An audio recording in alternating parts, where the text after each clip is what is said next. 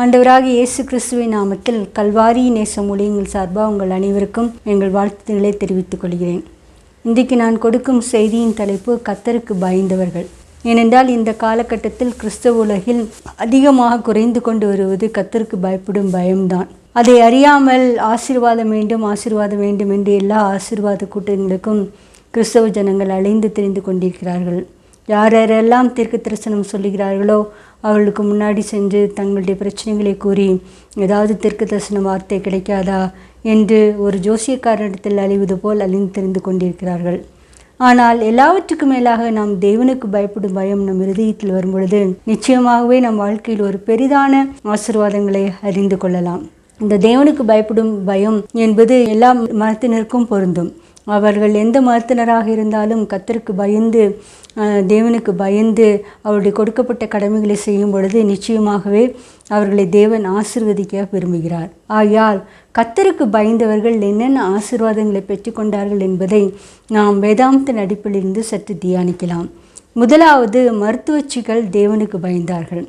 இஸ்ரவேல் ஜனங்கள் எகிப்து தேசத்தை சென்று ஆக்கிரமித்த பொழுது அவர்கள் சில 100 ஆண்டுகளில் பல்வேறு கூட்ட ஜனங்களாக அதிகமாக பலுகி பெருகினார்கள். அப்பொழுது இஸ்ரவேல் ஒரு புதிய ராஜன் தோன்றினான். என்ன இது, இந்த இஸ்ரவேல் ஜனங்கள் அதிகமாக பலுகி பெருகி கொண்டிருக்கிறார்களே, ஒருவேளை யுத்தம் வந்தால் இவர்கள் எதிரி படைகளோடு சேர்ந்து கொண்டு நம்மை நொறுக்கி விடுவார்கள் என்று பயந்து கொண்டு இவர்களெல்லாம் அடக்கி ஒடுக்க வேண்டும் என்று சுமை சுமக்கும் வேலையினால் அதிகமாக வேலை வாங்கினார்கள். பார்வோனுக்கு பித்தோம், ராமசேஸ் என்று 2 பண்டகசாலைகளை கட்டினார்கள். அந்த பண்டகசாலை கட்டுமான பணிக்கு அத்தனை இஸ்ரவேலர்களும் கொடுமையாக வேலை வாங்கினார்கள். மேலும் அவர்கள் எவ்வளவுக்கு அதை கொடுமையாக வேலை வாங்கினார்களோ அவ்வளவுக்கு அதிகமாக பலுகி பெருகினார்கள். அதனால் இஸ்ரவேல் புத்திரரை குறித்து அதிக எரிச்சல் அடைந்தார்கள். அதனால் பார்வோனின் ராஜா அந்த பிரசவம் பார்க்கும் 2 மருத்துவச்சிகளை கூப்பிட்டு, நீங்கள் பிரசவம் பார்க்கும் பொழுது அது ஆண் பிள்ளையானால் கொண்டு போடுங்கள் என்று சிப்பிராள், பூவாள் என்னும் 2 எபிரேய மருத்துவச்சிகளோடு கூறினார்கள். இந்த எபிரேய மருத்துவச்சிகள் அவர்கள் யூத ஜனங்கள் அல்ல, ஆனாலும் அவர்கள் எபிரேய பெண்களுக்கு மருத்துவம் பார்க்க ஜனமாக இருந்தார்கள். ஆனால் இந்த சிப்பிராள், பூவாள் என்னும் மருத்துவச்சிகள் தேவனுக்கு பயந்ததினால் அவர்கள் ஆண் பிள்ளைகளையும் உயிரோடு காப்பாற்றினார்கள். அப்பொழுது எகிப்தின் ராஜா கூப்பிட்டு, என்ன இது, நீங்கள் ஆண் பிள்ளைகளையும் உயிரோடு காப்பாற்றுகிறது என்ன என்று.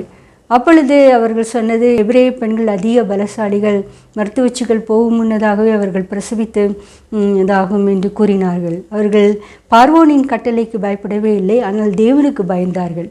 ஏனால் ஒரு சிசுவை கொலை செய்வதும் பெரிய ஆளை கொலை செய்வதும் ஒரு கொலை குற்றம்தான். ஆகையால் இதை கேட்டுக்கொண்டிருக்கிற பிரியமானவர்களே, நாமும் கூட எந்த விதத்திலாவது நாம் சிசு கொலையில் ஈடுபடவே கூடாது. அநேக குடும்பங்களில் சிலர் பெண் பிள்ளைகள் வேண்டாம் என்றால் உடனே ஏதாவது ஒரு கள்ளிப்பாலை கொடுத்து கொண்டு போடுவதை இன்றும் பல்வேறு கிராமங்களில் நாம் பார்க்கிறோம். அது தவறு.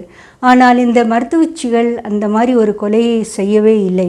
அதனால் தேவன் அவர்கள் குடும்பங்களை தலைக்கும்படி செய்தார். யாத்திராகமம் 1:21, மருத்துவச்சிகள் தேவனுக்கு பயந்ததினால் அவர்கள் குடும்பங்களை தலைக்கும்படி செய்தார். ஆம் பிரியமானவர்களே, இங்கு தலைக்கும் என்பது எப்படி ஒரு பயிர் முளைத்து வரும் பொழுது அதிகமான இலை முளைத்து அதிகமாக தொழிற்த்து வரும் பொழுது அதிகமாக மகிழ்ச்சி கொள்கிறோமோ, அதே போல அவர்கள் எந்த ஒரு வறண்ட காலத்திலும் தேவன் அவர்களை தலைக்கும்படி செய்தார். ஏனென்றால் அவர்கள் பார்வோனின் கட்டளைக்கு பயப்படாமல் தேவனுக்கு பயந்தார்கள். அதனால் மருத்துவச்சிகளின் குடும்பங்களை தேவன் தலைக்கும்படி செய்தார். ஆம் பிரியமானவர்களே, நம்முடைய குடும்பங்களையும் தேவன் விருத்தி அடையும் செய்யும்படி தலைக்கும்படி செய்ய வேண்டுமென்றால் நான் செய்ய வேண்டிய ஒரே காரியம் கர்த்தருக்கு பயப்படுகிற பயம்தான்.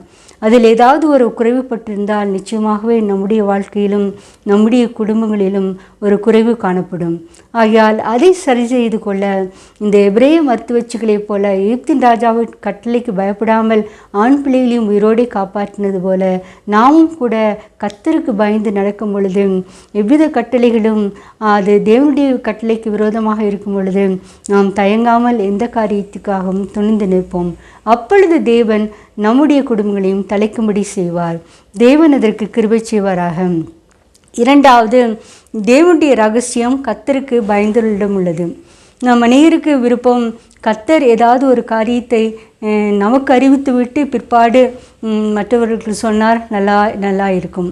ஏனென்றால் ஒருவரை குறித்து ஒரு காரியத்தை நமக்கு அறிவித்து விட்டு நம் மூலமாக நாம் அவருக்கு சொல்லும் பொழுது நாம் அவருடைய பார்வையில் ஒரு பெரிய தீர்க்கதரிசியாக நாம் காணப்படுவோம்.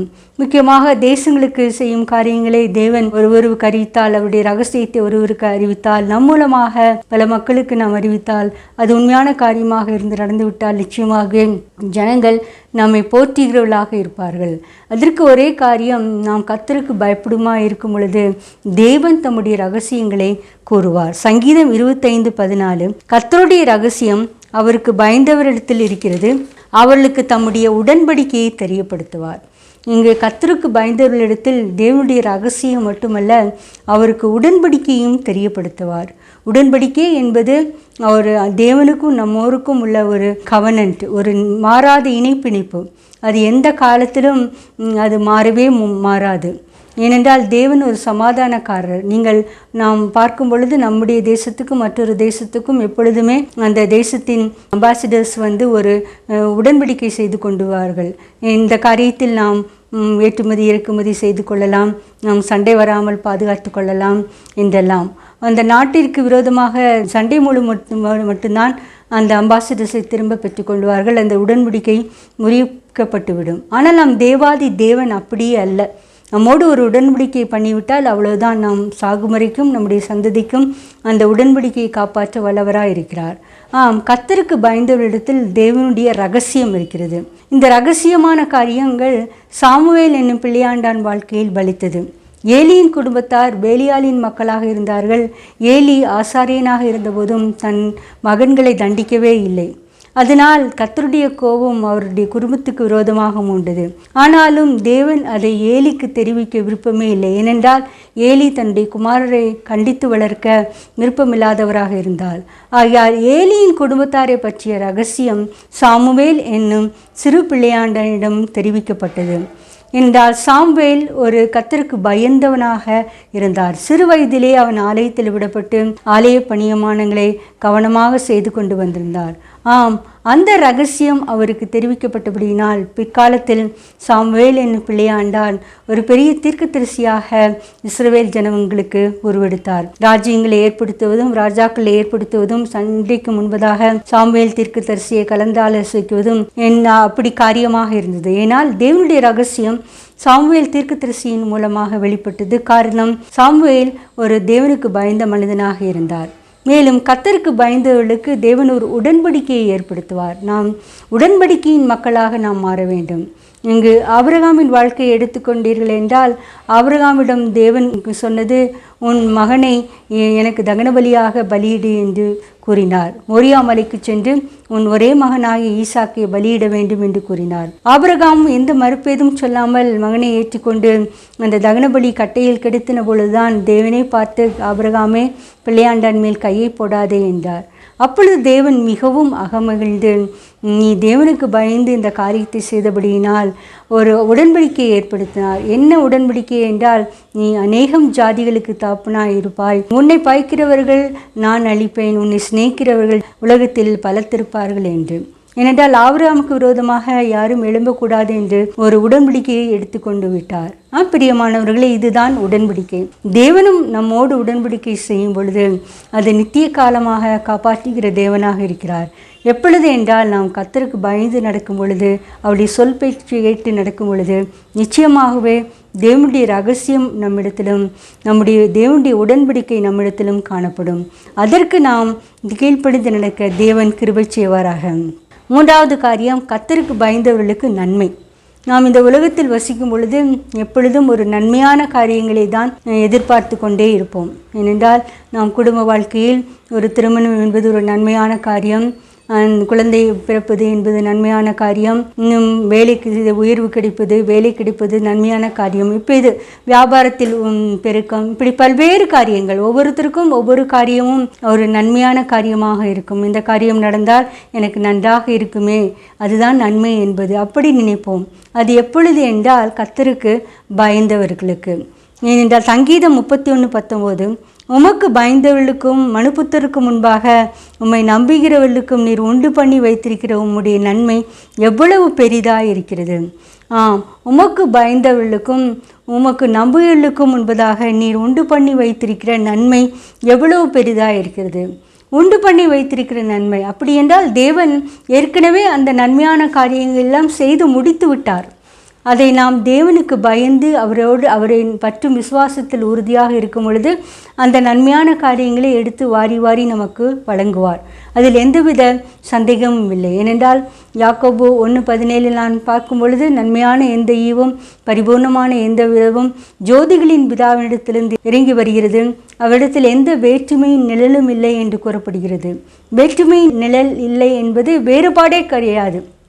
ஏழை பணக்காரன், உயர்ந்தவர் தாழ்ந்தவர், கீழ் ஜாதி மேல் ஜாதி, அந்த கூட்டத்தார் இந்த கூட்டத்தார், இந்த மதத்தை பின்பற்றுவர், அப்படியெல்லாம் கிடையவே கிடையாது. கர்த்தருக்கு பயந்து அவர் மேல் நம்பிக்கை வைக்கிறவர்களுக்கு நிச்சயமாக அவர் உண்டு பண்ணி வைத்திருக்கிற நன்மை மிகவும் பெரிதாக இருக்கிறது. என்னென்ன நன்மைகள் என்று நாம் பார்க்கும் பொழுது பார்த்தீங்கள், உபாகமம் 11:28 ஆணையிட்ட தேசத்தில் கர்த்தர் உன் கற்பத்தின் கனியிலும் உன் மிருக ஜீவன்களின் பலனிலும் உன் நிலத்தின் கனியிலும் உனக்கு பரிபூர்ண நன்மை உண்டாக கட்டளையிடுவார். பிரியமானவர்களே, இதுதான் கர்த்தருக்கு பயந்திருக்கிறவர்களுக்கு தேவன் கொடுக்கிற நன்மை. நன்மை என்பது உன் நிலத்தின் கனியிலும் உன் கற்பத்தின் கனியிலும் நீ கையிட்டு செய்யும் எல்லா வேலைகளிலும் உனக்கு பரிபூர்ண நன்மை கட்டளையிட கருவார். இதை கேட்டுக்கொண்டிருக்கிற பிரியமானவர்களே, நீங்கள் எந்த விதத்திலாவது குறைவுபட்டு ஒரு நன்மை வராமல் ஏங்கி தவித்திருக்கிறீர்களோ, பிள்ளை செல்வத்தினால் கிடைக்கவில்லையே என்று ஏங்கி தவிக்கிறீர்களோ, கவலைப்பட வேண்டாம். ஏனென்றால் நாம் இந்த வசனத்தை கொண்டு நம்மை ஆராய்ந்து பார்ப்போம். சங்கீதம் 31:19 உமக்கு பயந்தவர்களுக்கும் மனுபுத்திரர்களுக்கும் உம்மை நம்புகிறவர்களுக்கும் நீ உண்டு பண்ணி வைத்திருக்கிற நன்மை எவ்வளவு பெரிதாக இருக்கிறது. நாம் கர்த்தருக்கு பயப்படும் பயத்தில் ஏதாவது குறைபட்டிருக்கிறோமா? அவரை நம்புகிற விசுவாசத்தில் ஏதாவது குறைவுபட்டிருக்கிறோமா என்று நாம் சிந்திப்போம் பிரியமானவர்களே. அப்பொழுது நாம் இந்த குறைவை நாம் சரிபார்க்கும் பொழுது தேவன் நம்முடைய வாழ்க்கையில் இருக்கிற குறைவுகளை எல்லாம் நிறைவாக்க வல்லவராக இருக்கிறார். அது வியாபாரத்தில் நஷ்டமோ தோல்வியோ, இல்லை வியாபாரம் தொடங்க முடியாமல் இருப்பதோ, இல்லை எந்த வியாபாரம் தொடங்கினால் நாம் செழிப்பாக இருப்போம் என்றெல்லாம் நாம் கலங்கி கொண்டிருக்கும் பொழுது நிச்சயமாகவே தேவனே என்னை ஆராய்ந்து அறிய விரும்புகிறேன், எனக்குள் உமக்கு பயப்படும் பயம் காணப்படுகிறதா? இந்த வியாபாரத்தை நான் தொடங்கினால் உண்மையும் உத்தமமாக நேர்மையாக நடந்து கொள்ளுவேனான், உண்மையே நான் நம்பி ஜீவிப்பேனா என்று ஆண்டவர் சமூகத்தில் நாம் ஆராயும் பொழுது நிச்சயமாகவே நமக்கு ஏற்ற பலனை தருகிற ஒரு வியாபாரத்தை ஆண்டவர் வழி திறக்க செய்வார். மேலும் நிலத்தின் கனியிலும் மிருக ஜீவனின் பணியிலும் கற்பத்தின் கனியிலும் பரிபூர்ண நன்மை. பரிபூர்ண நன்மை என்றால் அது ஒரு நன்மை குறைவே சொல்ல முடியாது. எனக்கு ஆண்டவரே இந்த நன்மையில் இது குறைவாக இருக்கிறது, இன்னும் இது அதிகமான இருந்தால் நன்றாக இருக்கும் என்று நாம் சொல்லவே முடியாது. அந்த அளவுக்கு தேவன் ஒரு பரிபூர்ண நன்மை கட்டளையிடப் போகிறார். ஆகையால் இதை கேட்டுக்கொண்டிருக்கிறவர்களே, நீங்கள் சிந்திக்க வேண்டும். தேவனுடைய பற்றும் பயத்தில் நாம் குறைந்திருக்கும் பொழுது, அவரை நம்பும் நம்பிக்கையில் நாம் குறைவுபட்டிருக்கும் பொழுது நிச்சயமாகவே நம்முடைய வாழ்க்கையிலும் நன்மைகள் குறைவுபடும். அந்த நன்மைகள் குறைவை நிறைவாக்க செய்வதற்காக நாம் தேவனை மன்றாட வேண்டும். தேவனே, உமக்கு பயப்படும் பயத்தையும் உம்மேல் வைக்கும் விசுவாசத்தையும் என்னில் பெருகச் செய்ய வேண்டும் என்று நாம் இறைஞ்சும் பொழுது நிச்சயமாகவே நாம் வாழ்க்கையில் பரிபூர்ண நன்மையை பெற்று நாம் வாழலாம். ஏனென்றால் சங்கீதம் 103:5 சொல்லுகிறது, நன்மையினால் உன் வாயை திருப்தியாக்கி கழுகுக்கு சமானமாய் உன் வயது திரும்ப பால வயது போலாகிறது. தேவன் நம்முடைய வாயை நன்மையினால் திருப்புகிறார். நம் வாயை நன்மையினால் திருப்தியாக்கிறார் என்பதற்கு எப்பொழுதும் நம்முடைய வாய் ஆண்டவரை பற்றியே சொல்லிக்கொண்டே இருக்கும். ஆண்டவர் எனக்கு நல்ல காரியங்களை செய்தார், நன்மையான காரியங்களை செய்தார், நீங்களும் அவரை பின்பற்றுங்கள், அவரை பயப்படுங்கள், அவரை நம்பும் நம்பிக்கையில் உறுதியாக இருங்கள் என்று மற்றவர்களுக்கு நாம் சொல்லுவோம். நம்முடைய வாழ்க்கையை பார்த்து மற்றவர்கள் ஆச்சரியமுட்டு வினாவும் பொழுது நிச்சயமாகவே தேவன் நம்முடைய வாயை நன்மையினால் நிரப்புவார். எப்பொழுது நம்முடைய வாழ்க்கையில் ஒரு நன்மை நிறைவாக இருக்கும் பொழுது, அது எப்பொழுது நாம் தேவனுக்கு பயந்து அவருடைய நம்பி இருக்கும் பொழுது நிச்சயமாகவே பலிக்கும். இதில் சந்தேகமே இல்லை. 4வதாக, பயந்து நடக்கிறவர்களுக்கு ஒரு கொடி. நாம் ஒவ்வொரு தேசத்திற்கும் ஒரு கொடி உண்டு. இந்த கொடி எதை குறிக்கிறது என்றால், நாங்கள் இந்த தேசத்து மக்கள், நாங்கள் இந்த தேசத்தில் உரிமையோடு வாழ தகுதி உள்ளவர்கள், எந்த பகைஞனும் எங்களை இந்த தேசத்திலிருந்து விரட்ட முடியாது என்று ஒரு உறுதியிட்டு அறுதியிட்டு சொல்லுகிற ஒரு காரியம்தான் ஒரு கொடி. நாமும் கூட நம்முடைய தேசத்தில் கூட பல்வேறு அரசாங்க ஃபங்க்ஷன்லையும் கொடியேற்றுவதை நாம் முக்கியமாக ஃபங்க்ஷனாக கொண்டிருக்கிறோம். அந்த கொடியைக்கு நாம் வணக்கம் சொல்வதை முக்கியமான காரியமாக கொண்டிருக்கிறோம். காரணம், நாம் அனைவரும் இந்த பாரத தேசத்தை சேர்ந்தவர்கள், ஒரு விடுதலையான தேசத்தில் நாம் குடியிருக்கிறோம் என்பது. தேவன் கூட நம் தமக்கு பயந்தவர்களுக்கு ஒரு கொடியை ஏற்றுவாராம். சங்கீதம் 60:4, சத்தியத்தை நிமித்தம் ஏற்றும்படியாக உமக்கு பயந்து நடக்கிறவர்களுக்கு ஒரு கொடியை கொடுத்தீர்.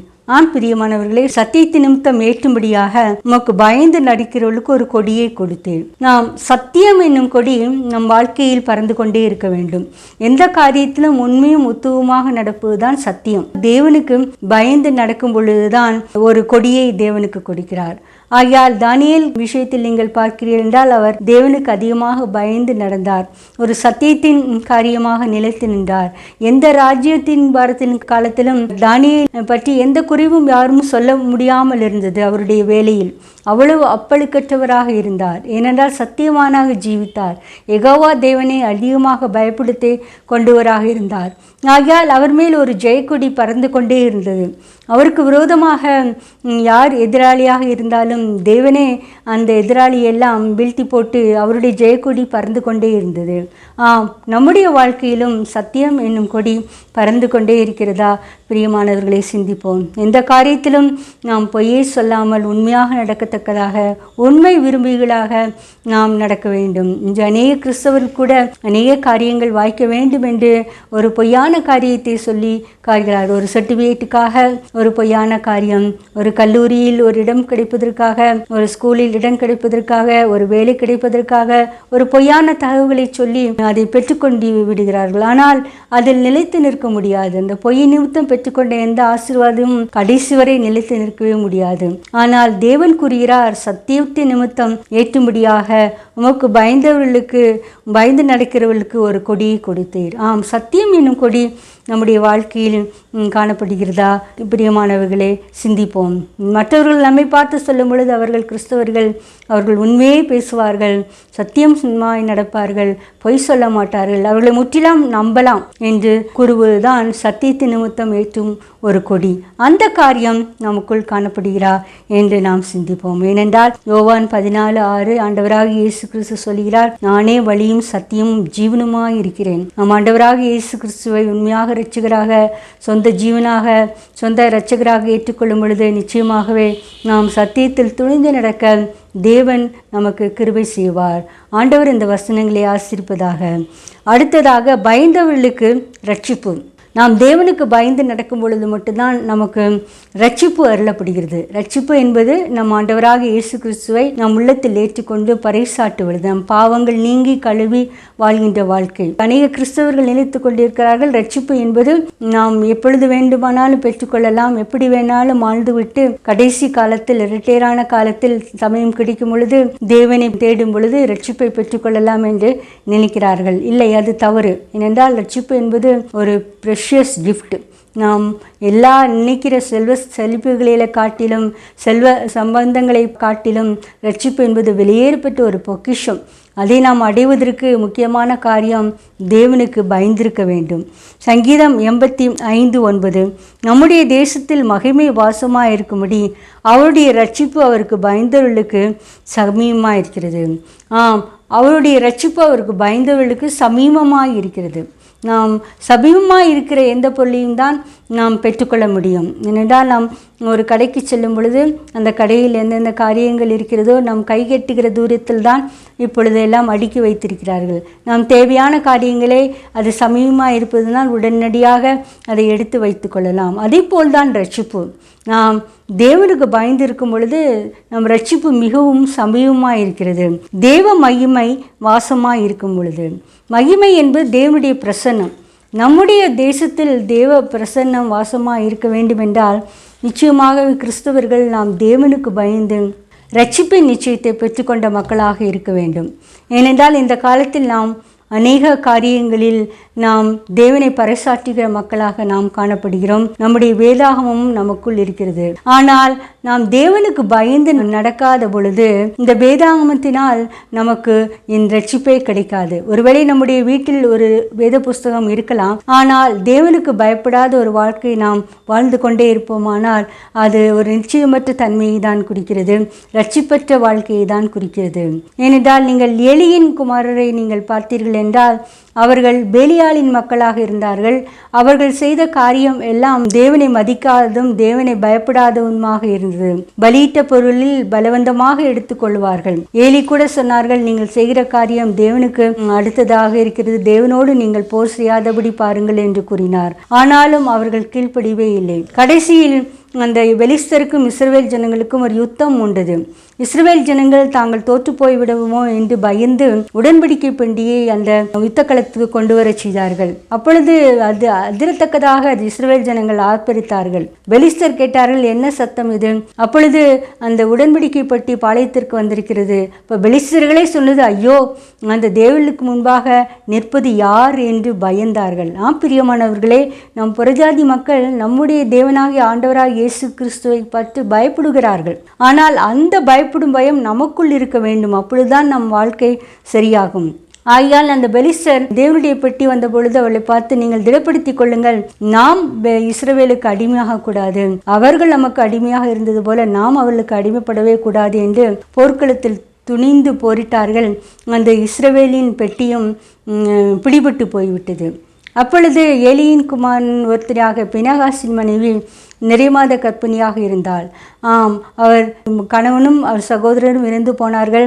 தன் மாமனாரும் இறந்து போனார் என்று கேள்விப்பட்ட பொழுது பிரசவ வேதனைப்பட்டு அதிகமாக வலியோடு பிரவேசித்தும் பொழுது அவருடைய உயிர் பிரியும் நேரத்தில் அவர்கள் சொன்னார்கள், நீ பயப்படாதே, உனக்கு ஆண் குழந்தை பிறந்தது. ஆனால் அவளுக்கு எந்த கவனமும் செலுத்தவில்லை. ஏனென்றால் தேவனுடைய பெட்டி பிடிபட்டு போனதனால் அதற்கு இக்கபோத் என்று பெயரிட்டாள். 1 சாமுவேல் 4:22 தேவனுடைய பெட்டி பிடிபட்டு போனபடினால் மகிமை இஸ்ரவேலை விட்டு போயிற்று என்பதுதான். பிரியமானவர்களே, நம்முடைய வீட்டில் வேதாகமும் எந்த நிலைமையில் இருக்கிறது என்பதை நாம் சிந்திக்க கடமைப்பட்டுள்ளோம். ஏனென்றால் புறஜாதி மக்கள் கூட இன்று வேதாகமத்தை வாங்கி வைத்திருக்கிறார்கள், ஆனால் அதை வாசிப்பதே இல்லை. நம் தேவனை குறித்து எந்தவித சிந்தையும் இல்லாமல் இருப்பார்கள். அவருக்கு ரட்சிப்பு கிடைக்காது. ஆனால் தேவனுடைய மகிமை முதலாவது நம்முடைய வீட்டில் வாசமாக இருக்க வேண்டும். தேவனுடைய மகிமை என்பது தேவனுடைய பிரசன்னம். அதற்கு நாம் தேவனுடைய பெட்டியாகிய இந்த வேதாகம் புஸ்தகம் நாம் வீட்டில் இருக்க வேண்டும். அதை ஒவ்வொருவரும் கிரமமாக வாசிக்க வேண்டும். ரட்சிப்பின் நிச்சயத்தை பெற்றுக்கொண்ட மக்களாக இருக்க வேண்டும். ஒவ்வொரு கிறிஸ்தவரும் அப்படி நாம் ஜீவிக்கும் பொழுது நிச்சயமாகவே நம்முடைய தேசமும் மிகவும் உயர்ந்த தேசமாக, மற்ற தேசங்களுக்கு மேலாக ஒரு வல்லரசாக விளங்கும் என்பதில் சந்தேகமே இல்லை. ஆகையால் இதில் நாம் கவனத்தை கொள்ளுவதற்கு நாம் கர்த்தருக்கு பயப்படும் பயத்தை தேவன் நமக்குள் ஊற்றுவாராக. அடுத்ததாக, கர்த்தர் பயந்தவர்களுக்கு இறங்குவார். கர்த்தர் தமக்கு பயந்தவர்களுக்கு எப்பொழுதும் இரக்கம் செய்கிற தேவனாக இருக்கிறார், கிருபை செய்கிற தேவனாக இருக்கிறார். தேவனுடைய இரக்கம் என்பது நாம் சாவுக்கு ஒப்புக்கூடாதபடி நம்மை காப்பாற்றுவது, நாம் கொடிய கண்ணியிலிருந்து நாம் அகப்பட்டு விடாதபடி நம்மை தப்புவிப்பது. அதுதான் தேவனுடைய இரக்கம். அந்த இரக்கம் ஒருவேளை நாம் தேவனுக்கு பயந்தவர்களாக கூட இருக்கலாம். சில வேளை பல தவறுகளை செய்யும் பொழுது நாம் கண்ணியில் அகப்பட்டு விடாதபடி, நாம் சாவுக்கு ஒப்புக்கூடாதபடி, தேவ கோபாக்கனை நம்மேல் வராதபடி தேவ இரக்கம்தான் நம்மை காப்பாற்ற வேண்டும். அவருடைய கிருபை தான் நம்மை காப்பாற்ற வேண்டும். சங்கீதம் 103:13 தாப்பன் தன் பிள்ளைகளுக்கு இறங்குவது போல கர்த்தர் தமக்கு பயந்தவர்களுக்கு இறங்குகிறார். 17 கர்த்தருடைய கிருபை அவருக்கு பயந்தவர்கள் மேலும் அவருடைய நீதி அவர்கள் பிள்ளைகளுடைய பிள்ளைகள் மேலும் அநாதியாய் என்றென்றைக்கும் உள்ளது. பிரியமானவர்களே, தகப்பன் தன் பிள்ளைகளுக்கு இறங்குறது போல கர்த்தர் தமக்கு பயந்தவர்களுக்கு இறங்குகிறார். கர்த்தருடைய கிருபைகள் அவருக்கு பயந்தவர்கள் மேலும் அவருடைய நீதி அவர்கள் பிள்ளைகளுடைய பிள்ளைகள் மேலும் அநாதியாய் என்றென்றைக்கும் உள்ளது. நாம் இந்த கர்த்தரின் இரக்கம் பெற்றவர்களாக இருப்பதற்கு, கர்த்தருடைய கிருபையை பெற்றவர்களாக இருப்பதற்கு நாம் நிச்சயமாக நாம் தேவனுடைய பயந்தவர்களாக இருக்க வேண்டும். தாவீது ராஜா ஒரு தேவனுக்கு பயந்த மனுஷன்தான். ஆனாலும் அவருடைய வாழ்க்கையில் 1 நாளாகமம் 21ஆம் அதிகாரத்தில் ஒரு சம்பவம். அவர் இஸ்ரவேல் ஜனங்களை தொகையிடும்படி சாத்தான் அவரை ஏவி விட்டான். அந்த சாத்தான் அவரை ஏவிட்ட பொழுது யோவாப் என்னும் அதிபதியை நோக்கி, நீ எல்லா இஸ்ரவேல் ஜனங்களையும் தொகையிட்டு கொண்டு வா என்று கூறினார். அந்த காரியம் யோபாவுக்கு பிடிக்கவில்லை. ஏன் இன்னும் அதிகமாக பெருக வேண்டும் ராஜாவை, ஏன் இந்த தொகையிடச் சொல்கிறீர் என்று சொல்லும் பொழுது ராஜாவின் வாக்கு மேலும் பலமாக இருந்தபடினால் அவர் சென்று தான் முதல் பெயர்செபா மட்டுமுள்ள வட்டங்களை சுற்றி தந்து அந்த ஒரு காரியத்தை கொண்டு வந்தார், இவ்வளவு பேர் யுத்த வீரர்கள் என்று. ஆனால் இந்த காரியத்தை செய்த பிறகு தாவீது ராஜாவின் மனது அதிக வாதித்தது. ஏனால் அந்த காரியம் தேவனுக்கு விரோதமான காரியமாக இருந்தது. அவர் சொன்னது, நான் வெகு புத்தீனமாக செய்தேன், பாவம் செய்தேன் என்று. ஆனால் இந்த பாவமான காரியம் ராஜா செய்தபடியினால் தேவாதி தேவன் 3 காரியங்களை தாவீது ராஜா முன்பு வைக்கிறார். 3 வருஷம் ஓயாத பஞ்சம் உன் நாட்டில் வர வேண்டுமா? இல்லை 3 மாதம் உன் சத்துருக்கள் துரத்த நீ ஓட வேண்டுமா? இல்லை என்றால் 3 நாள் கொள்ளை நோய் வர வேண்டுமா என்று கேட்டார். ஆனால் தாவீது ராஜா சொன்னது, நான் கொடிய இடுக்கண்ணில் அகப்பட்டிருக்கிறேன், இப்பொழுது நான் தேவனுடைய கைகளில் விடுவேனாக என்பதுதான். 1 நாளாகமம் 21:13. அப்பொழுது தாவீது காத்தை நோக்கி, கொடிய இடுக்கண்ணில் அகப்பட்டிருக்கிறேன், இப்பொழுது நான் கர்த்தருடைய கையில் விடுவேனாக, அவருடைய இரக்கங்கள் மகா பெரியது, மனுஷர் கையில் விழாதிருப்பேனாக என்றார்.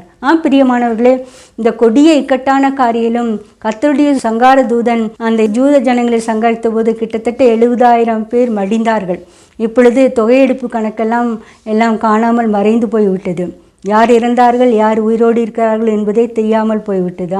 இது தேவனுக்கு விரோதமான காரியம். ஆனாலும் இந்த இடுக்கமான காரியத்தில் தாவீது ராஜா கர்த்தருடைய கையில் விழுந்தபடினால், அவருடைய இரக்கங்கள் மகா பெரியதாக இருந்தபடினால் அந்த சங்கார தூதன் ஒரு நாள் மட்டும்தான் இஸ்ரவேல் ஜனங்களை சங்கரித்தான். தாவீது ராஜா கேட்டது, அந்த தேவனை நான் தான் பாவம் செய்தேன், இந்த ஆடுகள் என்ன செய்தது என்று இறங்க பொழுது தேவன் அதிக இரக்கம் பாராட்டினார். பிரியமானவர்களே, நம்முடைய தேசத்திலும் நோய்கள், கொள்ளை நோய்கள், பஞ்சங்கள் வந்து வாட்டும் பொழுது நாம் தேவனுடைய கையில் இருந்து நாம் தப்புவிக்கப்பட வேண்டும். அதற்கு நாம் கர்த்தருக்கு பயந்து இருக்க வேண்டும். அப்பொழுதுதான் தேவன் நம்முடைய வாழ்க்கையிலும் இரக்கம் செய்து அவருடைய கிருபை நம்முடைய சந்ததியின் மேலும் விளங்க செய்வார். கடைசியாக பயந்தவருடைய விருப்பத்தின்படி செய்கிற காரியம். சங்கீதம் 145:19. கர்த்தர் தமக்கு பயந்தவருடைய விருப்பத்தின்படியே செய்து அவர்கள் கூப்பிடுதலை கேட்டு அவர்களை ரட்சிக்கிறார். நாம் தேவனுக்கு பயந்து நடக்கும் பொழுது அவர் நம்முடைய விருப்பப்படி நாம் தேவன் செய்கிறார். நாம் என்னென்ன விரும்பி கேட்கிறோமோ அதையெல்லாம் தேவன் உடனடியாக அள்ளி செய்கிற தேவனாக இருக்கிறார். அதில் சாதகமோ பாதகமோ நன்மையோ தீமையோ ஒரு சிறிய காரியம் நம்மை ஒரு சிறு குழந்தையை போல அவர் பார்ப்பார். சிறு குழந்தையை எந்த கேட்டாலும் தகப்பன் வாங்கி கொடுத்து விடுவார். ஏனென்றால் அது அழக்கூடாது, அதை மகிழ்விக்க வேண்டும், அதை சந்தோஷமாக இருக்க வேண்டும். அப்படிதான் பிரியமானவர்களை, நாம் தேவனுக்கு அதிகமாக பயந்து நடக்கும் பொழுது தேவனுடைய பார்வையில் ஒரு சிறு குழந்தையை போல் காணப்படுவோம். ஆகையால் நாம் என்னென்ன விரும்பி கேட்கிறோமோ அதையெல்லாம் தேவன் கொடுத்து நம்மை மகிழ்விக்க பார்க்கிறார். ஆகையால் நாம் கர்த்தருக்கு பயப்படும் பயத்தை நாம் நம்மில் நிறுத்தி கொள்வோமாக. கடைசியாக பயந்தவர்கள் பேசுவதை கர்த்தர் கேட்கிறார். நாம் பயந்தவர்கள் ஒருவரோடு ஒருவர் பேசிக்கொள்ளும் போது தேவன் கேட்கிற தேவனாக இருக்கிறார். மல்கியா 3:16. அப்பொழுது கர்த்தருக்கு பயந்தவர்கள் ஒருவரோடு ஒருவர் பேசிக்கொள்வார்கள், கர்த்தர் கவனித்து கேட்பார். கர்த்தருக்கு பயந்தவர்களுக்காகவும் அவருடைய நாமத்தை தியானிக்கிறவர்களுக்காகவும் ஞாபக புஸ்தகம் ஒன்று அவருக்கு முன்பாக எழுதப்பட்டிருக்கிறது. நாம் தேவனுக்கு பயந்து நடக்கும் பொழுது நாம் பேசுவதையெல்லாம் கவனித்து கேட்பாராம். ஒரு சிறு பிள்ளை பேசுவதையெல்லாம் தகப்பன் எப்படி அதிகமாக விரும்பி கவனித்து கேட்பாரோ அதே போல் நாம் பேசுவதையெல்லாம் விரும்பி கேட்பார். மேலும் நாம் பயந்து நடக்கும் பொழுது நம்முடைய பேரை ஒரு ஞாபக புஸ்தகத்தில் எழுதி கொள்வார். ஞாபக புஸ்தகம் என்பது புக் ஆஃப் ரிமெம்பரன்ஸ். நாம் எதையும் மறக்காதபடி அதிகமாக ஒரு டைரியில் குறித்து கொள்ளுவோம். அதே போல் தேவனும் ஒரு டைரி வைத்திருக்கிறார். அதற்கு ஞாபக புஸ்தகம் என்று பெயர். அந்த புக் ஆஃப் ரிமெம்பரன்ஸ், அதில் நம்முடைய பெயர் நாம் காணப்பட வேண்டும். எப்பொழுது என்றால் நாம் தேவனுக்கு பயந்து நடக்கும் பொழுது. ஏனென்றால் எந்த காரியத்திலும் தேவன் அதை திருப்பி பார்க்கும் பொழுது ஞாபக புஸ்தகத்தில் நம்முடைய பெயர் இருக்கும் பொழுது, இந்த காரியத்தை இவங்கள் கேட்டார்களே, இந்த நன்மையான காரியம் இவளுக்கு கிடைத்ததா என்றெல்லாம் அவர் ஆராய்ந்து உடனடியாக அந்த நன்மையான காரியத்தை நம்மளுக்கு வழங்க சித்தமுள்ளவராக இருக்கிறார். ஏனென்றால் அகாஸ்வேரு ராஜாவின் காலத்திலும் கூட ஆமானுக்கு விரோதமாக மொர்தெகாய் எழுந்த பொழுது அந்த ராஜாவுக்கு தூக்கமே வரவில்லை. அப்பொழுது ஞாபக புஸ்தகத்தை கொண்டு வந்து பார்க்கும் பொழுது அங்கு மொர்தெகாயின் பேர் எழுதப்பட்டிருந்தது. என்ன காரியம் என்றால், அந்த ராஜாவுக்கு விரோதமாக எழும்பினவர்களை மொர்தெகாய் தான் காட்டி கொடுத்தார். அவருக்கு ஏதாவது நன்மை செய்யப்பட்டதா என்று சொல்ல பொழுது ஒன்றும் செய்யப்படவில்லை என்று சொன்ன பொழுது அந்த துஷ்ட ஆமானின் மூலமாகவே அந்த நல்ல காரியத்தை மொர்தெகாய்க்கு செய்ய வேண்டும் என்று இந்த ராஜா பறைசாற்றி விட்டார். பிரியமானவர்களே, இதுதான் தேவனுடைய ஞாபக புஸ்தகத்தில் நம்முடைய பெயர் இருப்பதற்கு சமானம். நாம் தேவனுக்கு பயந்து இருக்கும் பொழுது அப்படி ஒரு கனமும் மகிமையும் எப்படி மொர்தெகாய்க்கு கிடைத்தது போல தேவனும் நமக்கு கனமும் மகிமையும் புகழும் புகழ்ச்சியும் தர வல்லவராக இருக்கிறார். ஆகையால் இதை கேட்டுக்கொண்டிருக்கிற பிரியமானவர்களே, நாம் கர்த்தருக்குடைய பயம் நமக்குள் இருக்கிறதா என்று சிந்திப்போம். ஜெபம். எங்களை நேசிக்கிற அன்பான பிதாவே, கர்த்தருக்கு பயந்தவர்கள் வாழ்க்கையில் நடக்கும் காரியங்களையெல்லாம் நாங்கள் சிந்தித்தோம் கர்த்தாவே. ஆண்டவரே, எபிரேய மருத்துவச்சிகள் தேவனுக்கு பயந்ததினால் அவர்கள் ஆண் பிள்ளைகளையும் உயிரோடே காப்பாற்றினார்கள் கர்த்தாவே. சிசு கொலை செய்யவில்லை. அதே போல நாங்களும் ஆண்டவரே எந்தவித கொலைபாதகத்துக்கும் இப்பட்டு விடாதபடி தேவனுக்கு பயப்படும் பயத்தை தர வேண்டும் என்று கெஞ்சிரோம். எங்கள் குடும்பங்கள் தலைக்கும்படி செய்ய வேண்டும் என்று கெஞ்சிரோம் கர்த்தாவே. ஆண்டவரே, கர்த்தருக்கு பயந்தவர்களுக்காக நீ சத்தியத்தின் நிமித்தம் ஒரு கொடி ஏற்றுகிற தேவனாக இருக்கிறபடியால் ஸ்தோத்திரம். எங்கள் வாழ்க்கையிலும் சத்தியத்தின் கொடி பறக்கத்தக்கதாக செய்ய வேண்டும் என்று கெஞ்சிரோம். ஆண்டவரே, தகப்பன் தன் பிள்ளைக்கு இறங்குறது போல கர்த்தர் தமக்கு பயந்தவர்களுக்கு இறங்குகிறார் சொன்ன பிரகாரம் நாங்கள் உமக்கு பயந்து நடக்கும் பொழுது நீர் எங்களுக்கு தலைமுறை தலைமுறை தோறும் இரக்கம் காண்கிற தேவனாக இருக்கிறபடியால் உமக்கு கொடாகுடி ஸ்தோத்திரங்கத்தாவே. எந்தவித கொடிய இடுக்கணிலும் எங்களை தப்புவிக்க உம்முடைய இரக்கம் பெரிதா இருக்கிறபடியால் ஸ்தோத்திரம். கர்த்தருக்கு பயந்தவர்கள் ஆண்டவரை பேசும்போது நீர் கவனித்து கேட்கிற தேவனாக இருக்கிறபடியால் ஸ்தோத்திரம். கர்த்தருக்கு பயந்தவர்களை ஒரு ஞாபக புஸ்தகத்தில் நீர் எழுதி வைத்திருக்கிறபடி ஸ்தோத்திரம். எங்களுடைய பெயரும் உம்முடைய ஞாபக புஸ்தகத்தில் காணப்படத்தக்கதாக கர்த்தருக்கு பயப்படும் பயம் எங்களுக்கு கிருபை செய்ய வேண்டும் என்று கெஞ்சிரோம் கர்த்தாவே. அதனால் எங்களுக்கு புகழும் கீர்த்தியும் புகழ்ச்சியும் கிடைக்கும் கர்த்தாவே. நாங்கள் வேண்டிய பரிபூர்ண நன்மையெல்லாம் தேவனிடத்தில் நாங்கள் பெற்றுக்கொள்ளத்தக்கதாக, உம்முடைய உடன்படிக்கையை நாங்கள் பெற்றுக்கொள்ளத்தக்கதாக, ஆண்டவரே உம்முடைய இரக்கத்தை பெற்றுக்கொள்ளத்தக்கதாக எங்களை கிருபை செய்ய வேண்டும் என்று கெஞ்சிரோம். எல்லா துதி கனமையும் உமக்கு செலுத்துகிறோம். இரட்சகர் இயேசு கிறிஸ்துவிலே வேண்டிக் கொள்கிறோம் பிதாவே. ஆமென்.